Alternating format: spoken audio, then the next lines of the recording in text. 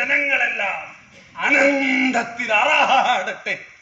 പൽവാൾ ദേവന്റെ പ്രതിമ സൂര്യഭഗവാനെയും മറച്ചു കഴിഞ്ഞു. ഇരുട്ട്, ചുറ്റും ഇരുട്ട്, വെളിച്ചം, ഒരൽപ്പം വെളിച്ചം. ശുഭമുഹൂർത്തത്തിലൊരു ശകുനപ്പിഴ. ചരിത്രങ്ങൾ വിസ്മരിക്കപ്പെടുകയാണ്. ജാഗ്രത. ഇരുട്ട് ഇരുട്ട് എന്ന് കുരയ്ക്കുന്ന ശകമേ, നീ ആര്? ദുശകുനമേ. ഞാൻ 100 വർഷങ്ങൾക്ക് മുൻപ് ഇടമാറിൽ വെടിയുണ്ടേറ്റ് പിടഞ്ഞു വീണവൻ. ഞങ്ങളന്ന് 2000 പേരുണ്ടായിരുന്നു.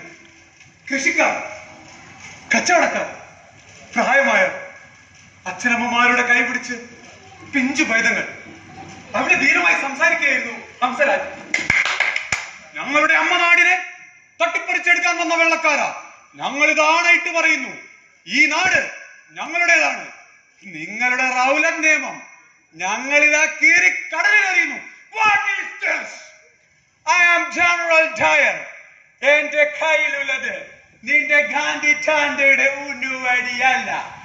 കാഞ്ചി വലിച്ചാൽ കടകളാപ്പൊട്ടുന്ന ടോക്കാണ്. 3 വശവും കൽച്ചുമരുകൾ, മുന്നിൽ 90 പട്ടാളക്കാർ. ഇനി ഒരുത്തനും ഇവിടെ നിന്ന് പുറത്തു പോവില്ല.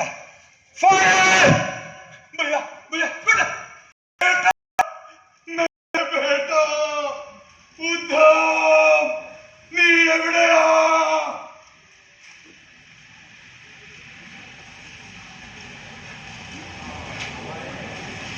എന്റെ അമ്മ പെങ്ങന്മാരുടെ രക്തം പുരണ്ട ഈ മണ്ണ്.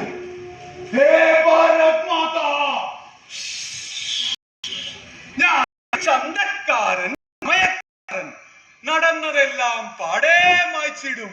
ഞാനൊരു മാന്ത്രികനല്ലോ. ജാലിയൻ വാലാബാഗ്, ഉപ്പുകുറുക്കൽ, ദണ്ഡി യാത്ര, ഭാഷകൾ, ചിന്തകൾ എല്ലാം പോഹ. പിന്നെ ഈ മാന്ത്രിക വടി ഒരു തോക്കായി മാറും. ആ തോക്കിൻ മുനയിൽ നിന്റെ ചുണ്ടുകൾ വിറയ്ക്കും. ഇല്ല ഇല്ല, ഞാനിനി ഗൗരിയെ പോലെ എഴുതില്ല. ഞാനിനി സഫ്ദറിനെ പോലെ പാടില്ല. സ്വാതന്ത്ര്യ സമരവും ഡാർവിന്റെ പരിണാമത്തിനാണ് ഞാനിനി പഠിക്കില്ല. ഗാന്ധി ദൈവം മാഞ്ഞു പോയതാണ്. പിന്നെ എല്ലാം എളുപ്പം. അഹിംസ, അസഹിഷ്ണുത, പിന്നെ ഒന്നിനും കൊള്ളാത്ത നിന്റെ ജനാധിപത്യം. ആരടാ തോക്കിന് മുന്നിൽ നെഞ്ചു വിരിച്ച് ഭാരത് മാതാ, ഞാൻ കടൽ കടന്ന് പ്രതികാരം ചെയ്തവൻ റാം മുഹമ്മദ് സിംഗ് ആസാദ്. നീ ഞങ്ങളുടെ വിളക്കുമരങ്ങളെ തകർക്കാൻ ശ്രമിക്കുന്നവൻ. ഹിന്ദുവിന്റെയും മുസൽമാന്റെയും ക്രിസ്ത്യാനിയുടെയും ജീവരക്തത്തിൽ കത്തിപ്പടർന്ന ഈ മൺവിളക്കുകളിൽ ഞാനുമുണ്ട്. ഇനിയും അതിന് നേരെ നിന്റെ തോക്കുയർന്നാൽ ഞാൻ ആളിക്കത്തുന്ന രക്തബന്ധമായി മാറും. ആ തീയിൽ നീയും നിന്റെ വർഗീയ ചാമരങ്ങളും എരിഞ്ഞമരും. പുരാണ കഥകളാകാം, വിസ്മരിക്കപ്പെടുന്ന ചരിത്രം കൂടി കേൾക്കണം കോടതികൾ. നന്ദി.